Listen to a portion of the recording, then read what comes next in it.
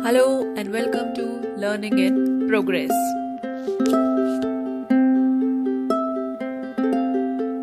Discuss करेंगे class 8 geography का chapter 2 land, soil, water, natural vegetation and wild life resources. घबराना मत, chapter का नाम थोड़ा बड़ा है बट चैप्टर उतना ही आसान है। बिफोर स्टार्टिंग द चैप्टर, अगर आपने चैप्टर 1 की वीडियोस नहीं देखी हैं तो प्लीज़ जाके पहले चैप्टर 1 की वीडियोस देखिए। And one more thing, if you are preparing for any competitive exams और स्पेशली टीचिंग एग्जाम्स तो एनसीईआरटी उसमें बहुत इंपॉर्टेंट रोल प्ले करती है। तो प्लीज़ इस वीडियो को स्टार्टिंग से लेकर एंड तक देखिएगा और बाकी सारी वीडियोस भी देखिए।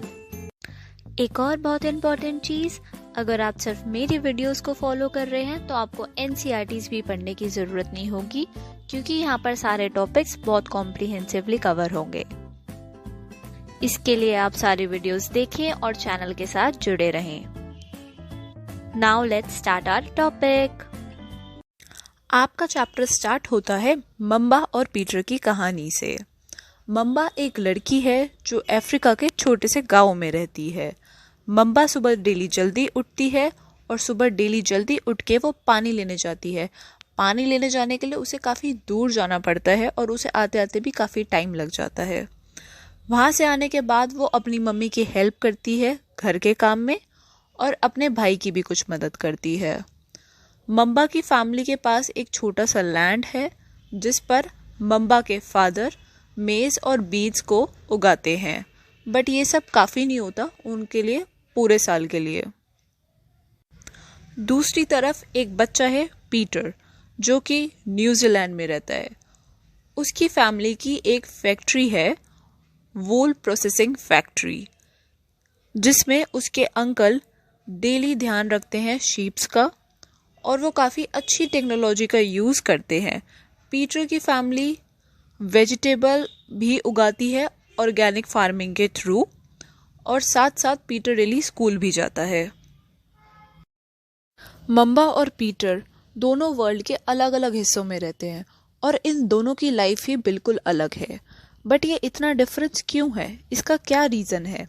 इसका रीज़न है जो वहाँ की लैंड है, सॉइल है, वाटर, नेचुरल वेजिटेशन, एनिमल और टेक्नोलॉजी बिल्कुल डिफरेंट है। दोनों जगहों की land, soil, water, natural vegetation, animal, technology बिल्कुल डिफरेंट है, इसलिए इन दोनों की लाइफ्स में इतना डिफरेंस है। अलग अलग जगहों पे अलग अलग टाइप के रिसोर्सेज अवेलेबल होते हैं। अब हम बात करेंगे लैंड की। लैंड एक बहुत इम्पॉर्टेंट नेचुरल रिसोर्स है। नेचुरल रिसोर्स वो रिसोर्स होते हैं जो हमें नेचर से डायरेक्टली मिले हैं और इनको हम बिना किसी मॉडिफिकेशन के यूज़ कर सकते हैं। तो लैंड एक नेचुरल रिसोर्स है और ये इम्पॉर्टेंट क्यों है? क्योंकि सारे के सारे काम लैंड पर ही होते हैं, चाहे वो आपका एग्रीकल्चर हो या हमारी इंडस्ट्रीज़ हो। आपका घर भी लैंड पर है, तो लैंड हमारे लिए बहुत ज़रूरी है। Land covers only about 30% of the total area of the earth surface। Land का सिर्फ 30% है। अगर ये सपोज हमारी पूरी अर्थ है तो इसका सिर्फ 30% लैंड है, और इस 30% का भी पूरा पार्ट हैबिटेबल नहीं है, मतलब वहाँ पर लोग नहीं रह सकते हैं। अब ये जो 30% पार्ट जो अनहैबिटेबल है, इसके भी कुछ रीजंस हैं। अब उन रीजंस को डिस्कस करेंगे। इसमें पहला रीज़न है रग्ड टोपोग्राफी। रग्ड टोपोग्राफी का मतलब है कि इस ज़मीन पे बहुत उबड़ खाबड़ से पत्थर हैं, तो ये ज़मीन रहने लायक नहीं है। नेक्स्ट रीज़न है स्टीप स्लोप्स ऑफ माउंटेन। जैसा आप देख सकते हैं, जैसे ये माउंटेन है, इस पे हम रह नहीं सकते हैं। नेक्स्ट रीज़न है वाटर लॉगिंग। जिन एरियाज में फ्लड आने के ज़्यादा चांसेस है, लोग वहाँ पर नहीं रहते हैं। Desert area and thick forest area, इन दोनों एरियाज पे आपको लोग दिखेंगे बट बहुत ज़्यादा नहीं, तो यहाँ पर थोड़ी कम पॉपुलेशन है।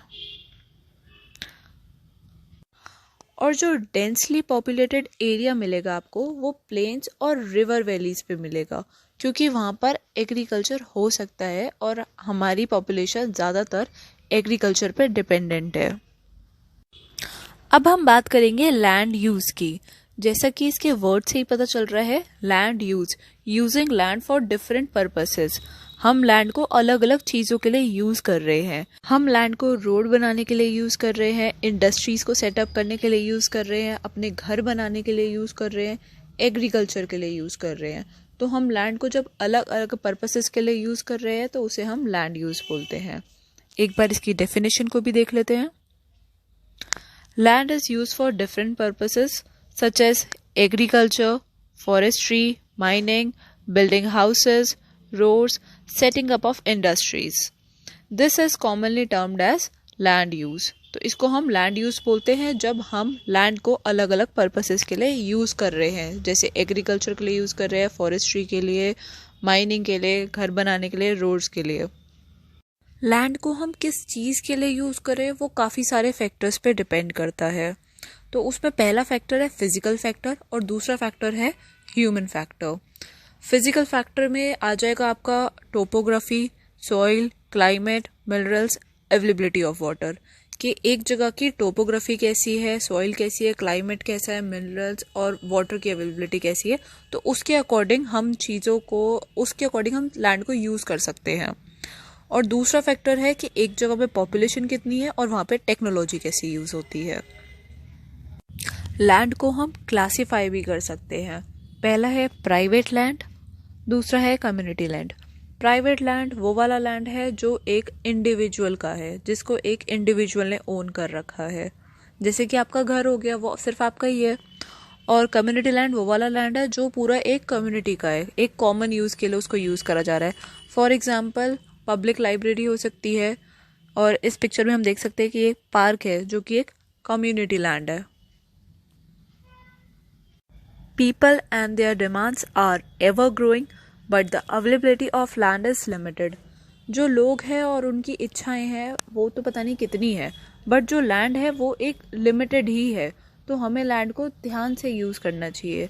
बट जैसा कि हम देखते ही हैं आजकल बहुत सारे डेवलपमेंटल प्रोजेक्ट्स आ गए हैं, जिनसे कभी रोड बन रही है, कभी ब्रिजेस बन रहे हैं, कभी कोई और चीज़ सेटअप हो रही है, कभी कहीं इंडस्ट्री सेटअप हो रही हैं। और रूरल एरियाज़ में भी यही हाल है कि अपना एग्रीकल्चर को एक्सपैंड करने के लिए वो और लैंड का यूज़ कर रहे हैं। इवन जो लैंड यूज़ पैटर्न है उसमें भी काफ़ी चेंजेस देखने को मिले हैं। पहले ये वाली फ़ोटो जो पहले की है और ये वाली अब की है। पहले क्या होता था कि कम चीज़ें, मतलब कम इंडस्ट्रीज़ है, कोई ज़्यादा हार्म नहीं कर रहा लैंड को।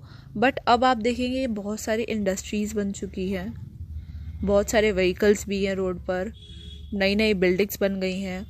तो ये सारी चीज़ें लैंड को अफेक्ट करती हैं। और ऐसा ही आप रूरल एरिया में भी देख सकते हैं।